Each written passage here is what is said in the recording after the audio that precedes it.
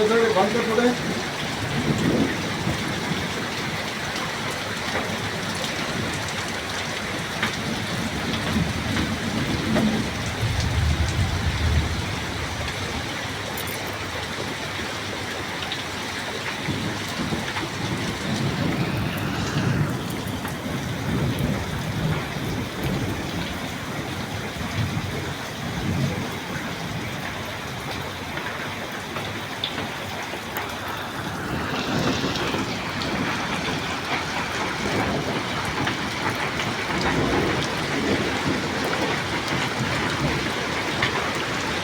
प्यारा एबटाबाद शहर,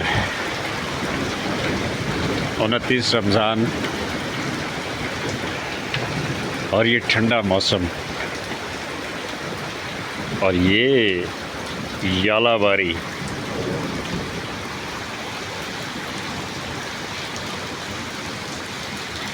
और ये गरज चमक, ये सारी चीज़ें मौसम को और माहौल को बहुत ही खूबसूरत बना रही है।